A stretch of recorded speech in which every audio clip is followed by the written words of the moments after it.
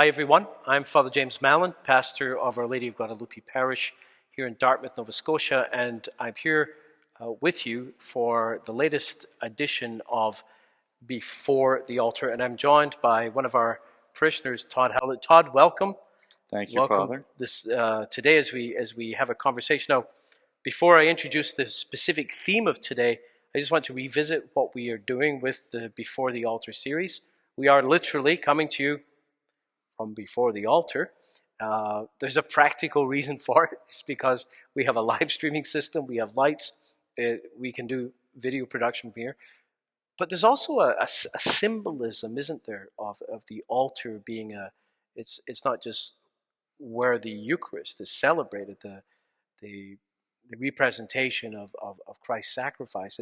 It's also the place, a symbol of our self-offering, of our uniting ourselves to the sacrifice of Christ. So it's a symbol of worship. It's a symbol of our desire to offer ourselves to God and for the sake of the mission. So the altar, place of sacrifice, a place where we lay it down.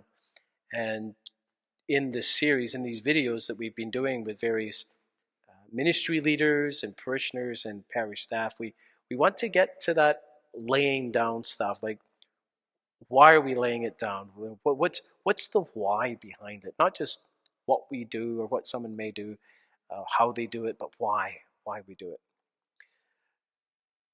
Today, we're going to be talking about the significant issue facing us as people of faith, as Canadians, the issue of euthanasia, or known in Canada as medical assistance in dying. And Todd is also known in other places outside of his house as Dr. Todd. So, Todd, welcome. Thank you, Father. It's great to be here in front of the altar. So, Todd, tell us a little bit, so some of the folks watching know who you are, and normally we do have live interaction. We have people asking live questions and we can engage, but because this is pre-recorded, we don't have that today. So I'm going to try and anticipate and think of all the questions people would ask. But tell us a little bit about yourself. Who is Todd Howlett? Sure. Well, thank you. And so first of all, I guess I'm a CFA. I come from away, and people often ask who I'm from. And having moved to the Maritimes, I usually respond I'm from my mother. But I was the child of a military family, and we traveled around. But I came here as a doctor in the early 90s as a doctor in the Navy. Okay. Oh, wow. And I'm here with my wife, and we came together, and it's a great story. My wife and I knew each other in high school, dated. She was my first girlfriend. Oh, boy. And my last girlfriend when I met her again in Vancouver when I was doing my internship. First and last girlfriend, or first and then eventually last girlfriend? First and eventually last girlfriend. Oh, so there's probably a good story in there somewhere, is there? Yes, and my mother, God bless her soul, would often repeat it, but she's passed away, so we're safe. So, so I came here as a doctor in the Navy and ended up in very early in my career in some leadership positions. And then I had an opportunity and I had to make a decision about whether I was going to stay in the military and advance in a significant way, or I was actually asked to apply to be the chief of the emergency department at Dartmouth General, where I was doing some shifts.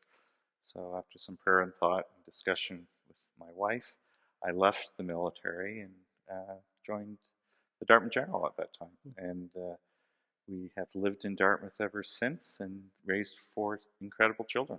Wow. Yeah. And since you've been living in Dartmouth, have you always been connected with this parish? This was our parish, yeah. So there was, so back when it was St. Peter's, we were a parishioner here. At some point we left, actually. We went over to across the harbor.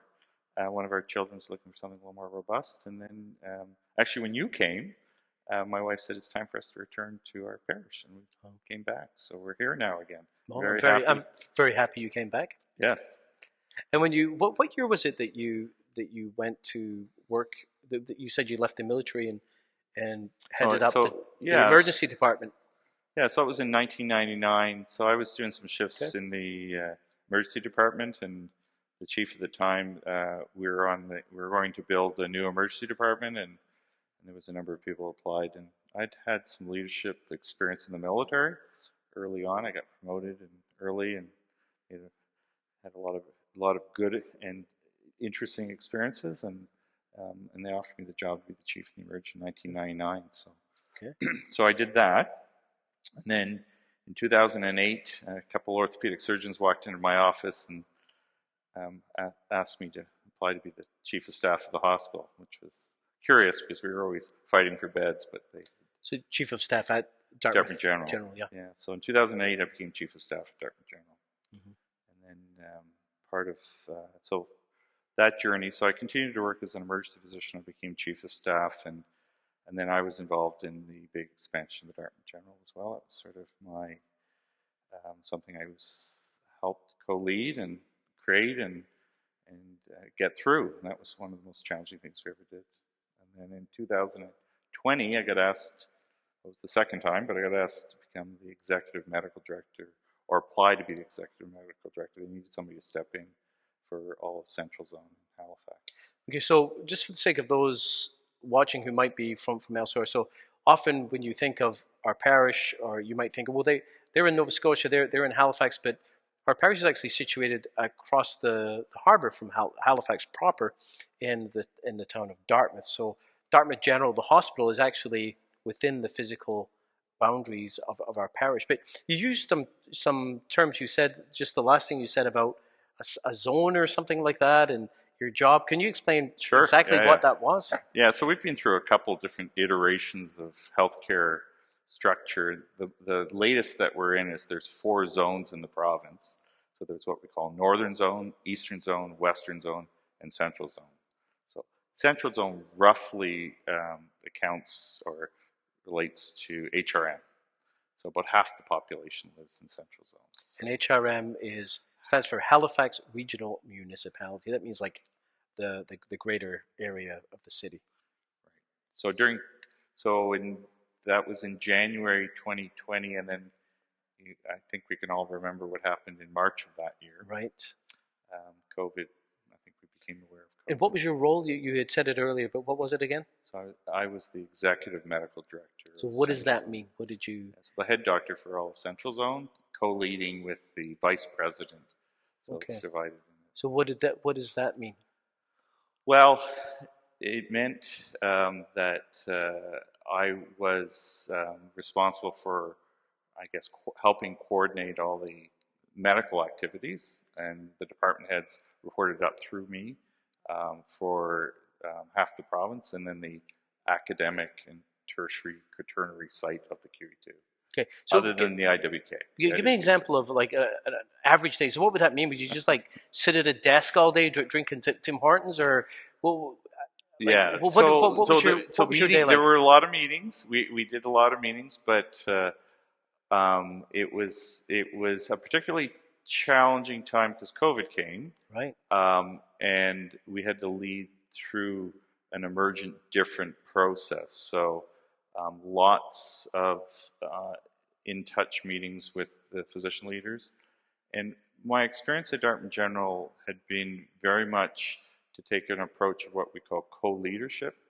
So co-leadership is a term that's primarily used in the healthcare field, where a physician leader and an administrative leader are sort of connected in a box for accountabilities and responsibilities together, because medicine or healthcare is a team sport. Yeah. So it's funny I say the same thing about parish leadership. Yeah. So it's about team sport, and my experience had been that it's through that co-leadership that you can actually administer healthcare, right? And when you work at the hospital, and I continue to work as an emergency physician, everybody's necessary. So, and when I mean everyone, I mean the cleaner's necessary, the porter's necessary, the person that stocks the shelves is necessary, because without all their roles, we can't provide healthcare to the people that we serve. Yeah, you made me think. My dad was a porter at the Halifax Hospital for over 20 years, and anyway. Well, the porter, so I took my father in couple of years ago, he had a stroke in my car, actually, and I brought him in. I remember speaking to the porter and, relating back that the porters have some of the most impactful connection to patients because they're often moving them around the hospital at a very difficult time. Yeah. And some of the feedback we get from patients is some of their most important interactions have been with the porters. And my dad, he saw his job as ministry. Yeah. Caring for the sick, as I'm sure you do as well. But I want to get to that in a few minutes. What an interesting time to be in leadership in medicine. And I was thinking, Todd, that it must be quite similar. Like as priests, we're called to lead in the midst of changing times, but we get zero training in leadership. We get our training in very technical theology and some pastoral application, but it's very theoretical. And I'm not sure, is there a leadership course in med school? Well, so no, there is not, but there are a number of leadership courses afterwards, and there is and I actually received some leadership when I was in the military. Sure. And actually, it served me well when I left the military because I received some training in actual leadership, and I think that's why I got the job, my initial job, that led to my career that's so far. So, in all of this time that you were functioning in the administrative sphere, you kept your toes in the water of practice by. Did I hear you right? You continued to work in Emerge? Yeah, most physician leaders, and there's different reasons why that happens, but the reality is most of us continue to maintain some clinical work. My clinical work is, I'm an emergency physician. It actually works fairly well to be an administrator because it's shift work. It's harder perhaps to be a surgeon with longitudinal care unless, and to do the administrative work. But yeah, so I continue to work one day a week in the emergency department, and one weekend a month I work a shift in the emergency department. So I started off this conversation saying we get into, this is where we drill into the why, and so far we've been talking about the what. Tell me about why. Like, why did you get into this field? Yeah. So I've always, I sometimes, I don't want to say I feel badly, but my story is perhaps a bit unusual. I often say I fell into medical school. So, sometimes people have a story where they wanted to be a physician since they were 3 or 4 or 5. I literally, after 1 year at university, said, hey, I think I'd really like to go into medicine. And I was lucky enough to get in after 2 years of university into medical school. Now, when we talk about my faith journey, I think that was God.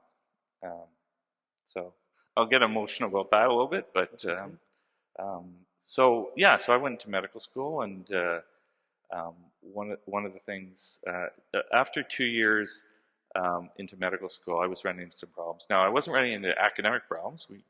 I was actually near the top of my class, but I was running into, as a young 23-year-old, asking the questions of why we're here, what's the purpose in life, is there such a thing as objective truth? And I actually fell into a depression, actually, for my first depression. Now, maybe I'm before the altar, and one of the things I need to share is that in my family, depression is part of what we struggle with. But I often refer to it as I went through my midlife crisis at 23. I had a mentor at the time. His name's Dr. John Patrick. He's sort of a Christian apologetic, sort of a C.S. Lewis type. He had a group called Agnostics Anonymous. And I took a year off medical school. And during that year, I went to Africa, actually, and worked in Africa. So it sounds to me like your why possibly shifted or became much more focused as you journeyed, and that journey is essentially connected to your faith journey. Yes. Yeah. So can I bring you back then? Tell me, like, in terms of your faith journey growing up, Sure. Was faith a part of your? Yeah, no, your, absolutely. So perhaps like many people, the person of faith in my family was my mother. She was English, and she was part of the Church of England, or the Anglican Church. And we traveled around. I was a base brat, and wherever we went, church and Bible camp was part of it. So a lot of my experience actually was with the evangelicals. I went to a Baptist Bible camp, and So you weren't raised Catholic. I was not raised Catholic. And by the way, base brat is a expression that's often used to describe children of military families because they move around all the time. And base brat stands for, I learned this recently, brat stands for born, raised, and transferred everywhere. Brat. Okay, there you go. There you go. So, and I was the head altar boy and Anglican church, but like many young people, when I finished high school, I fell away from my faith. Sure. And during this period of time is when I questioned whether God was real, and I actually worked in Africa, and I actually we went over with guests of the Free Methodists, as crazy as it sounds. So I often joke I found my faith again with the Free Methodists. So I have a pretty unusual story. Yeah. So I was in Africa, and I basically said, God, if you're real, show me. And I don't think I got a lightning bolt, but I was left with an overwhelming, complete sense that God was real, and things were going to be okay. So was there a moment there, Todd, like as you were there, as you remember that trip, was there a particular moment or experience that symbolizes that realization? Yeah, I mean things are real in Africa. I worked in an area that had much less than what we have, so the trappings of wealth aren't there. So there people are poor. We saw death. I saw things. So it was pretty raw, but I don't know if there was. But I was left with a real peace that things would be okay, and that faith was real, so that was the beginning of my journey back to God.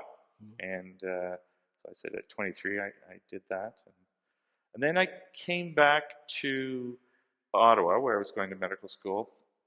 And there was a talk being put on about the ethics of international development. And I went to the talk. And it was because I was really struggling with the unfairness of the world as to why a child in Africa that I might look after would die, and knowing that we would have different resources in Canada, they would live, and how could this be? So I was struggling with that as a young person. And anyways, it was a group called Opus Dei putting on a talk, and it was an encyclical. And anyways, so it was the most lucid thing I'd heard, and I was curious. So you say it was an encyclical. They were giving a talk or reflection on one of the papal encyclicals, right? Which is one of an encyclical letter. Some of the writings of the popes are called in encyclicals. They're quite significant moments in which a pope can teach or develop some theological themes that have a degree of authority for us as believers. So encyclical letter meaning simply a letter that is circulated. And so, do you remember what the letter was? I knew. It's possibly one of the letters on social justice, yes. or distributive justice, and it was some written many moons ago. It was in the 60s or 70s. Written Populorum Progressio, possibly was, by Pope Paul VI, and Pacem in Terris. Yeah. See, what many Catholics don't realize is that from John the 23rd, Paul VI, of course, John Paul II wrote more on social ethics than any other topic. Like right. Seriously, there's massive numbers of encyclicals. So there's a whole body of social teaching on what is justice in a global context, and how do we deal with these questions that were raised? Because when you can't see suffering, it's human reality. It's virtually impossible to be mindful of people who suffer when you never see it. Yeah. But today, it's much more difficult to completely ignore. And if we're confronted with it, we're going to be confronted with these questions. Right. And it was coming after the experience in Africa where things were real and raw and significant. So we had done health surveys, and I stayed on and worked with a missionary surgeon and was given an incredible amount of responsibility. So I saw some things and helped some people, but saw some suffering over Mm. So back to my faith journey. So I was quite intrigued by these people, and I was trying to make some changes in my life, and they were starting a young men's residence in Ottawa. Opus Dei was, and they invited young men to stay there. So I went and said, I'd like to stay with you, and they said, but you're not Catholic. And I said, that's right. But so I have sort of a reputation for like getting from here to there. I said, but that's right. But I think you should take me anyways. I said, well, we have to go back and talk about that. So they came back and they said, yes, you can stay with us. So for the year, they referred to me as the resident heretic, actually. I was the resident heretic. In a playful way, of course. Yes, In a very loving way, of course. Yes. But it was incredible because I lived, with men of faith and a resident priest, and I got to ask a lot of questions, and I think it was again a journey, and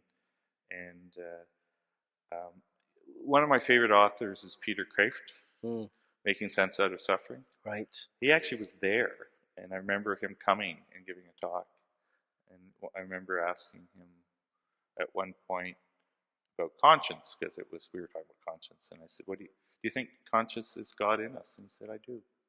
It was just this idea. So it was a very powerful experience.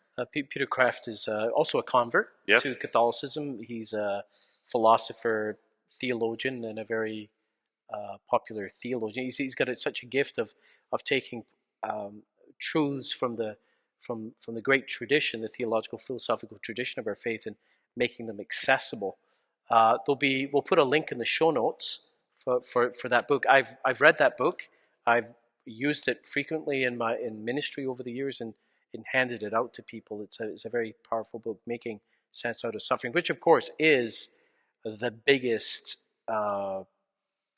question facing the humans face with regard to the reality, to the existence of God. You see it all the time. The new atheists will ask the question, how can an all-powerful God, all-loving God, allow such and such a thing to happen? Someone once put it this way: God is either all-powerful or all-loving, but he can't be both. Right. Because if he was all-loving, he wouldn't allow this to happen, and if he does allow it to happen, therefore he can't be all-powerful. But if he's all-loving and all-powerful, then we're left with a real mystery, this mystery of suffering, to which I believe the only answer is ultimately the cross, and it's God's ultimate response. How did you work through that particular question? Because that seems to be the question that drove you to your knees in the first place. Yeah, well, and in some ways I think I'm still working through it. And because, as you said, if God is all-loving and all-powerful, why do bad things happen to good people? And that is the question that keeps me on my knees, perhaps. But it's back to Jesus and God's love for us, but it is difficult and it is challenging, and being a Christian is not for wimps. I would say it's a difficult thing, but there's nothing closer to. There's no other truth that I've been able to see or find than what I feel in my heart with Jesus and God and sending His Son for us. The idea that He loved us enough to send His Son as a perfect sacrifice to us is why? It's the why. I love your point that it's it's something you're still working through. I think if for every single believer, if they're serious, that this also, it doesn't matter what your role is, everyone has got to wrestle with this. I always find it strange. Sometimes you'll see in a movie or a TV show a person of faith, whether they're in ministry or not, but it's all of a sudden they come face to face with the mystery of suffering, and it puts them into a kind of an existential free fall, like a crisis, and they'll lose faith, as if it's never occurred to them before.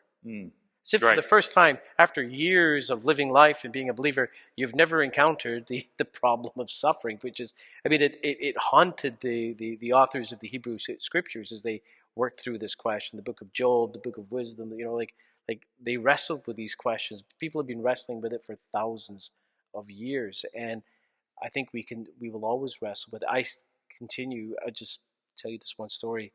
When I was first ordained, when I was 27 years old, I was at the cathedral, and on Saturdays, Fridays and Saturdays, I was on call because those were the days off of the regular chaplains. I was on call for all the hospitals in the whole city for those 2 days for a couple of years.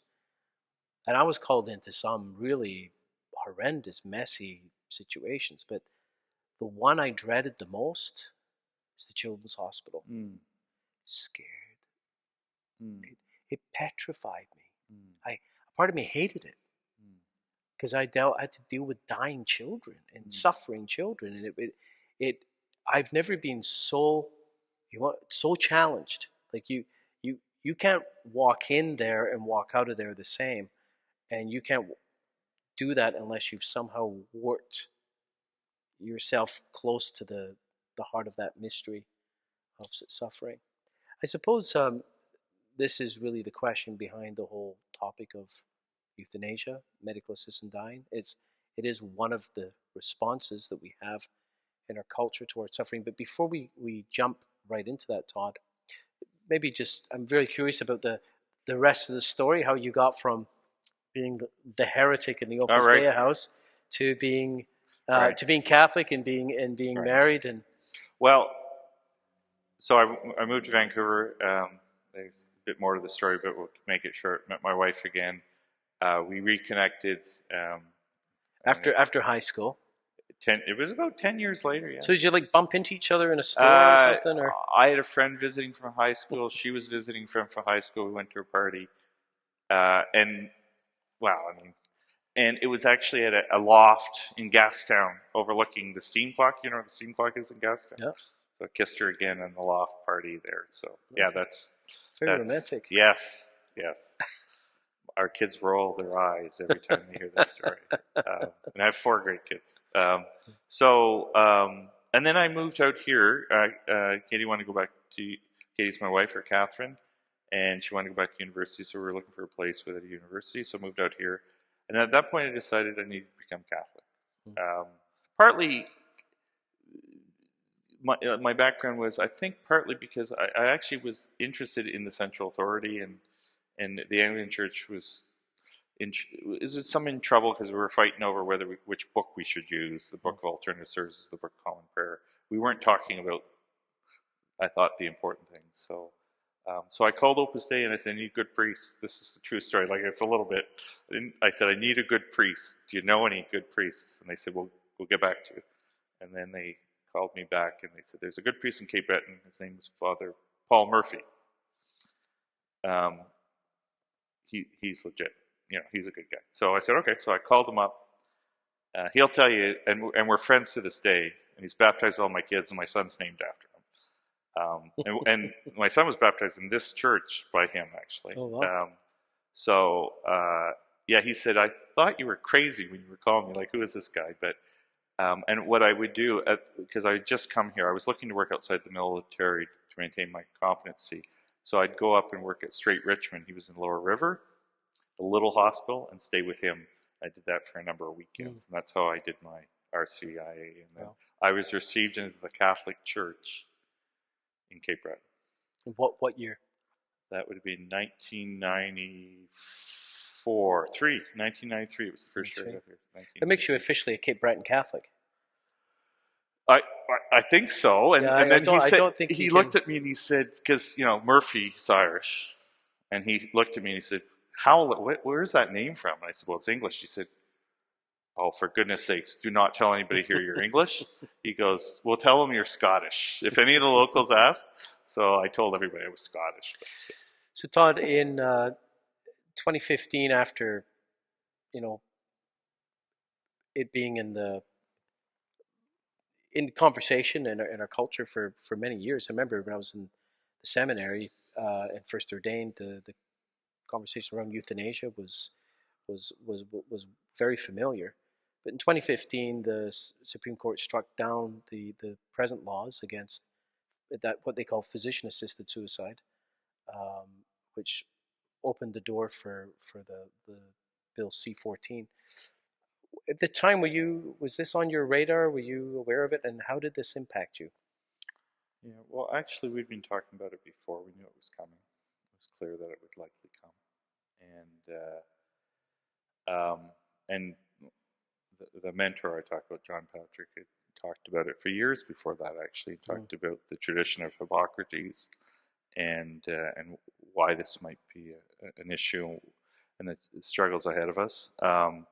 So I think we were all aware it was likely to happen, and when it happened, it's been challenging since in many different ways. And I'd say it's been challenging for me on a personal note. It's been challenging for me as somebody who cares deeply about the patients I see, and it's also been challenging for me as somebody that cares deeply about the profession that I'm part of. Okay, let's break that down a little bit. So, challenging in a personal way. How? Tell us more about that. Yeah. Well, one of the we talked about serving. As a physician, I do believe I serve my patients, and as an emergency physician, some of the patients I see, one of the blessings of being an emergency physician, some people wouldn't consider it a blessing, is that we see everyone, all stations of life, and many of the people that I see every day are much less blessed than you and I, and they're often at their worst. Yes. And they're incredibly vulnerable. Yes. So there's an incredible opportunity to serve people. So in simple terms, a lot of my friends are like, "Oh, when I go to the emergency department," I say, "You're never having a good day when you go to the emergency department." I said, but there's also a group of people who are very different than you and I, who struggle in life in many different ways, whether that be for their station in life, or what the opportunities they've had or not had, or however, and they bump into us, and they're incredibly vulnerable. And as a physician, the incredible power that I have over any patient is something that is truly awesome in the way that it should make you. We need to approach it with incredible humility and care.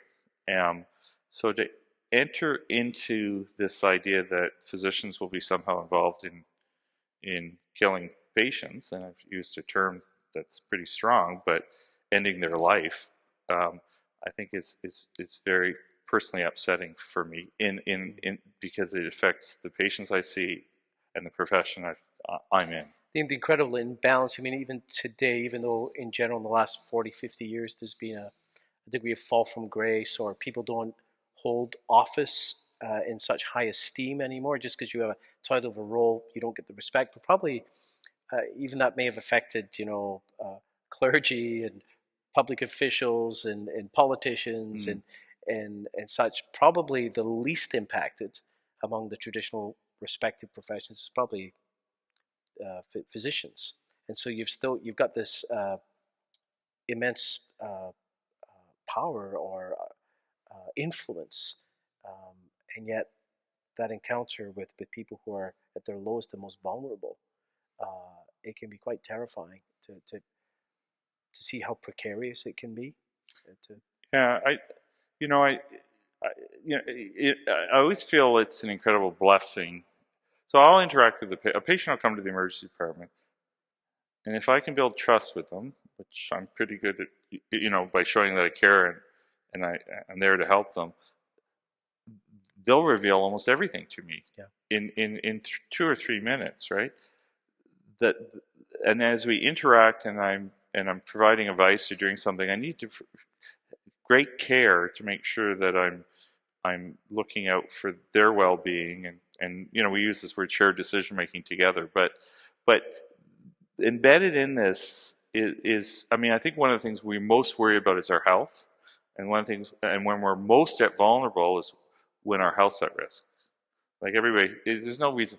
if you don't have your health, you have nothing. People use that term. There is some truth to that. Yes. So there's an incredible, I think there's an incredible responsibility as healthcare providers, and I'll use not just physicians, but nurses and anybody from the team to value that. And I think that's what makes the job that we do so incredible, right? Like that's what I get out of my job. And how exactly has this new legislation impacted that physician-patient relationship in your own experience? Yeah.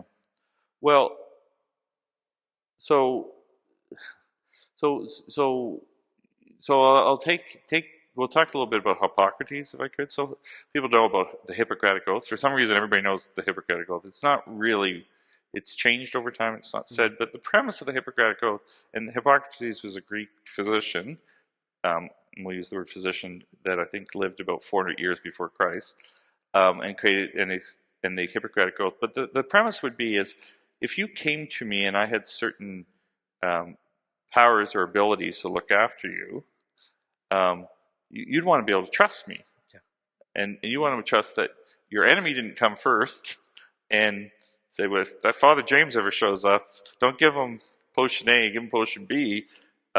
So, it was decided that at some point that we needed to say, hey, this is all we do. We don't give life-ending treatment. We don't do that stuff.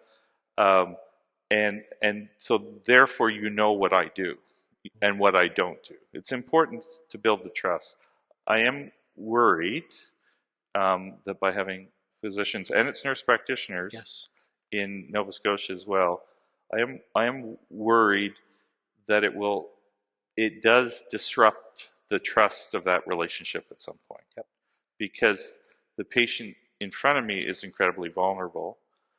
And I recognize that there's safeguards and we have other things in place, but there's something fundamental about that relationship that I think now is torn a bit. And then what's happened also is this idea that physicians will have to, and somehow, refer or be part of this.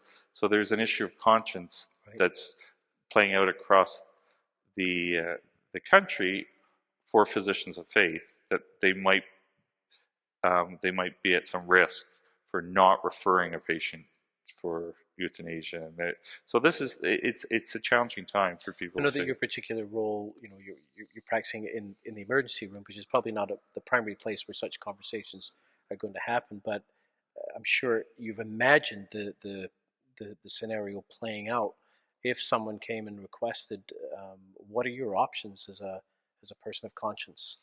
Yeah, well, so that's changing. I was speaking to the registrar, who's a friend in another province, and they said you just have to provide information. Some provinces are saying you have to make an effective referral, and some of those are problematic for people of conscience. If we have to actually do an effective referral. At this time, so I've sort of tried to advocate to try to also protect people of faith, so that they don't run into these conscious problems. And, we lose another physician, because then the physician might get censured by the college, might be unable to practice, and we'd have other problems there, right? So it is interesting to me that somehow in the public sphere, it's now thought that you cannot your faith is no longer to be part of how you act. And I think and we see that in politics as well. I think some of my friends who are politicians are facing that as well. And yet I'm curious as to whether, I don't believe that's a good thing. I think, what makes Todd Todd? What makes Todd get up in the morning? What makes Todd work hard? What makes Todd look after that patient? Is informed so much by my faith and what I believe in. So to remove it from what I do is a real struggle for me. Yeah. I once heard someone use the example of, telling people to leave their faith at home, and the faith is a constitutive part of who they are. Like saying to a married person, you might be married, but when you show up here, you must act as if you're single. Right. I mean, it's preposterous. You're just like, what are you talking about? But today, our culture, religious freedom has been often been reduced to freedom to worship. So basically, our government is cool with religious freedom as long as it's what goes on in these four walls. Right. Or we're in a circular church here. But what goes on inside a building, you leave it in the building. Right. You leave your faith in the building. You leave your faith at home, which again is preposterous as saying to a married person, you leave your marriage at home when you leave. I mean, anyone who did that would be their integrity would be questioned, Right. their character would be questioned. So that's certainly something that impacts all of this. And of course, you mentioned conscience. I mean, there are, I think, a lot of people of faith who have conscience issues, but I'm sure there are some people who are not necessarily Christians or people of faith who still have problems with this practice. Yeah, well, I work in a community of physicians, and I work with a community of other healthcare providers, and we have some incredible people that care deeply about the people we care for. I do worry about the way this has progressed and how quickly it's progressed. Yeah. It feels like, that it's moving along incredibly quickly, and and I don't want to get into the slippery slope, but it feels as slippery as anything that we've seen, and having been in a number of senior positions, where a number of people are trying to do the best thing, I worry about the pressure people will be under to offer this as a treatment and other things, and it's done with the best intentions. But I think I heard you say that the Pope had recently talked about, it's bad compassion. The way I do it, it's misplaced compassion. Yes. Is the way I'd say it. I truly believe my colleagues want what's good for people and are That's right. offering or being involved in assisted death for good reasons. But I also believe that it will fundamentally disrupt the profession, and I think there's an incredible risk of misuse for it.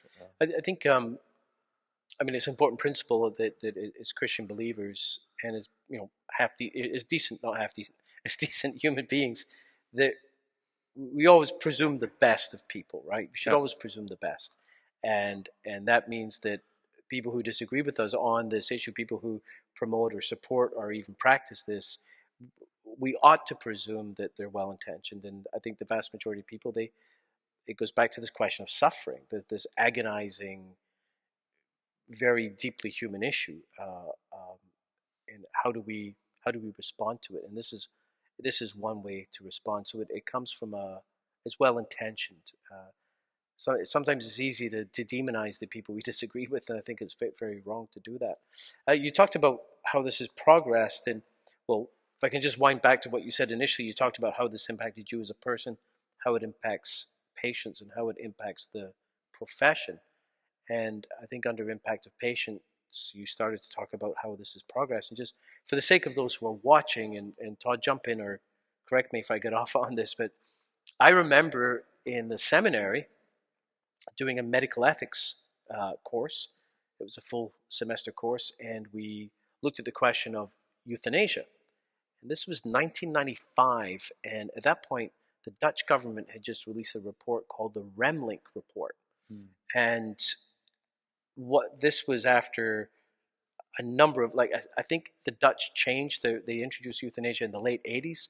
So this was after about 5-6 years of practice. I might not get that exactly right, but it'd been a number of years of practice, and they did a study saying, have all the guardrails and limitations and the processes we put in place, all the stop gaps and the checkpoints, have they worked? And what they found, they surveyed hundreds and hundreds of physicians, and they were granted freedom from being accused, of being prosecuted. And what they found shocked them, because what they found is that in so many instances, the guidelines were not being followed. Like, people were being literally, and this is back in the Remlink report, being euthanized who hadn't even requested it. And it was absolutely shocking to them that in spite of all these measures they put in place, that the slippery slope had come upon them so quickly. That was in 1995. I remember I got a copy of a edited down version of the Ramlink report. It was about 300 odd pages, and I went through the whole thing. This was 1995. We changed the law in 2015, and started the practice in 2016, I believe.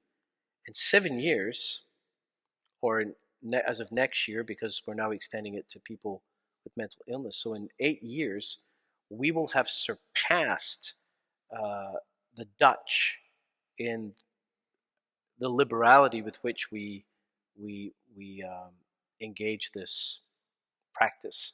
So they started in the late 80s, and we started in 2016, and we've already surpassed them. It's been so rapid. I mean, the slippery slope is real. I mean, even our prime minister and other legislators and ethicists told us that there wouldn't be a slippery slope. This would be held in check. And I think it was 2019. It was opened up to people who were not dying, and March next year it's being opened up to mentally ill. So yeah, a real impact on the patient. How do you see this impacting the patient? Well, I mean, it's always hard to put myself with the patient. I interact with patients. I do know that patients. I'm particularly concerned about mental health as well, and I think many people find that a real struggle. I recently had a patient who came in who was in some distress when we were working it out, and she said to me, and I feel like I want to ask for MAID, and so, and it kind of shocked me because her presentation was fairly acute. It was fairly, in my experience, treatable as somebody who's has. I sort of shared earlier that depression is something that I know something about, both from my family and from my personal side. I have a wonderful family. There's been times in my life where life has not felt worth living, perhaps. But to see somebody now saying, hey, I guess we wonder, that will there be safeguards and stuff put in place? But I'm like, how did we get here? I worry, and I had a conversation with a friend who is a long-standing nurse, worked psychiatry, and we had a very respectful conversation about a friend of theirs who had chosen MAID, who had a progressive cancer and was no longer able to do the things that they wanted to do, and chose to do it. And so we had a very respectful conversation back and forth about what I thought about it. And then she said, but it can never be used for mental health, right? That was her line in the sand. Yeah. She goes, because that's really, and then when this happened, she said, Todd, what's going to happen? Because she's had a long-standing career in mental health, but now these people, and maybe that's because it's so personal to her, but I do worry. And there's no going back. I mean, once you've euthanized somebody, it's not a treatment you can undo. And the fact that we're calling it treatment is curious to me. Yeah, we use these euphemisms, even MAID. I mean, MAIDs are lovely, nice people, and it's very helping. It's a helping thing to be a MAID to someone, and so the acronym is almost insidious to me. Tell me about that. How did that what impact did that, even the terminology, have on you, emotionally, intellectually, and what impact do you see it having on patients? Yeah. Well, and so I had understood that some of this had come out of what was going on in Australia, and they were calling it physician-assisted death. I think they call it voluntary assisted death. Now, VAD is what they call it. But and then I think in Canada, because I mean, the truth matter, it's not just physicians. We have nurse practitioners participating as well. So it was going to be a medically assisted death, but that's not a great acronym. MAID. MAID. So is my understanding. So because we weren't going to restrict to physicians, it was going to be MAID.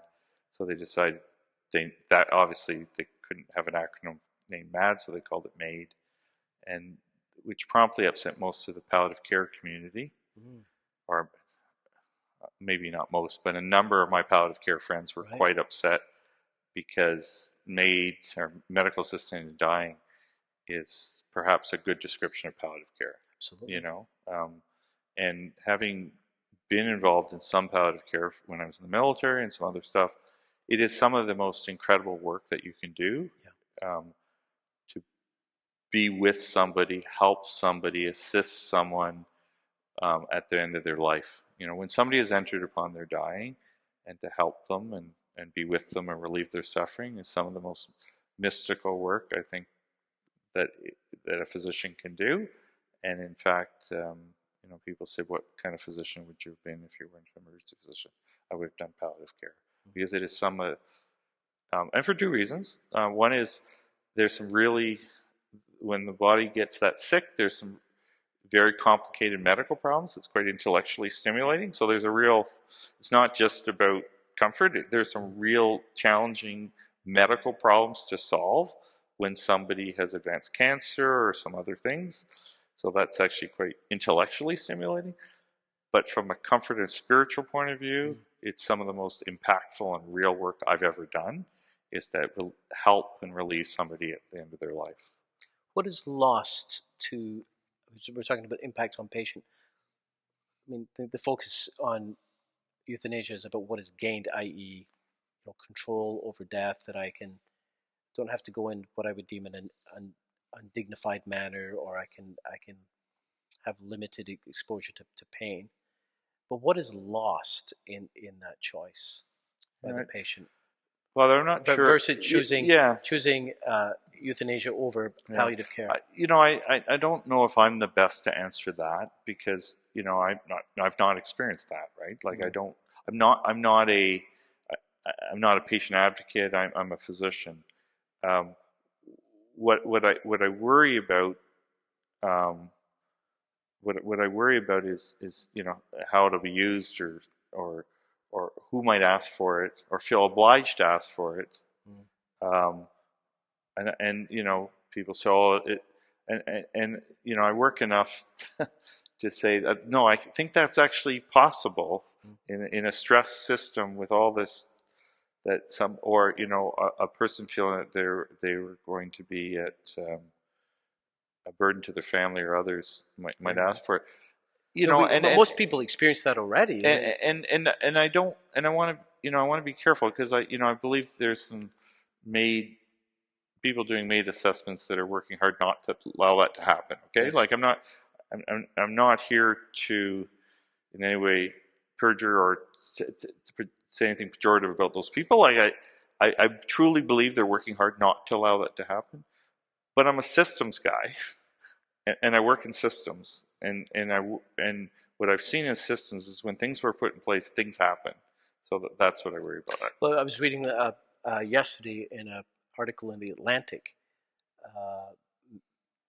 that last year in Canada, 96% of the requests for MAID were granted. So only 4% of the requests were given a negative response, and that's quite scary, especially since the plan is to open it up to people with mental health issues. And there are conversations today. I was on the website for the Dying with Dignity, and they're an advocacy group, and right on their front page is a whole case for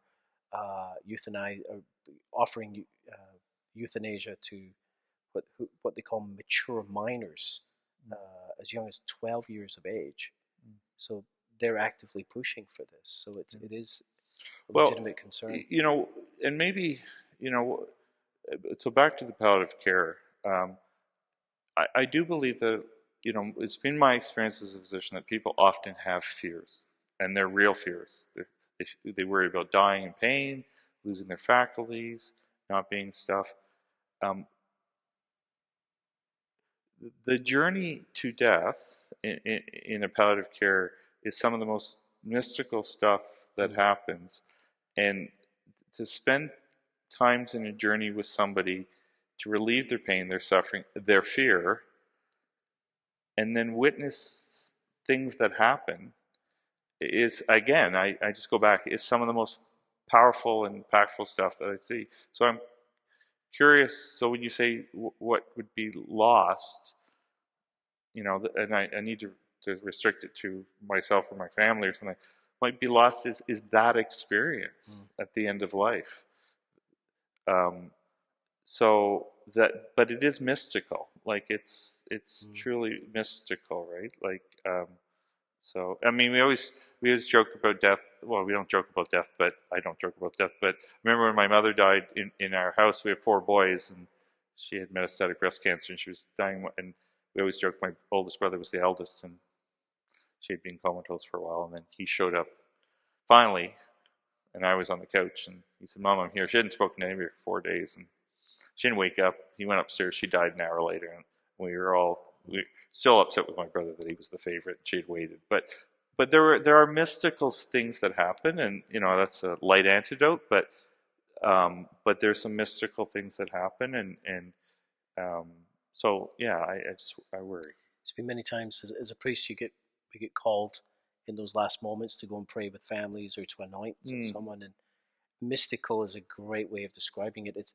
I once heard a priest friend describe it like being in the presence of the Blessed Sacrament, because God is in that place, and it's a time of grace. It's a time of healing of family relationships, reconciliation, as people make vigil. It's a powerful time. Todd, so 3 things you mentioned: the impact on yourself as a physician, on the patient, and then you mentioned on the profession. Tell me a little bit about how has this rapid change, the introduction of this, how do you see it? How has it impacted the profession? And as you look with a kind of a bird's eye view about, we this has momentum behind it. It continues to move. What do you see coming, and how do you see this impacting the medical profession?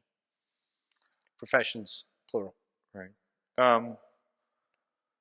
Well, I mean, you worry about people of faith going into the professions, Yeah. and whether they'll choose not to. So if we have the mantra that you have to leave you can't be a person of faith and be in this profession, worry about that. I just think that I'm not. So I'm worried that it may exclude people from pursuing this, an honorable profession. It's hard to think that you can't be a faith Christian physician anymore. And this idea that you have to leave your faith at the door, I think, is a really challenging concept for me to imagine. I have some people say I wouldn't want my kids to have to go through all this, but it's going to be a challenging thing for new physicians of faith to do that. I don't know. I mean, I say this gently, and I guess I know that God's in charge. We've been here before, perhaps maybe not here, but things have been terrible in the world and before, and and through prayer and other things will get better, and I believe that ultimately. So there's no. It's not that I'm without hope. I think it will be great. I still have incredible hope for this, and for what we're doing here today. Like, I do believe that this is, and Jesus is actually the solution, right? If we can understand the love that the Lord has for us by sending His Son as the perfect sacrifice, I think the future will be better. But I'm just right now it's a very, very challenging time.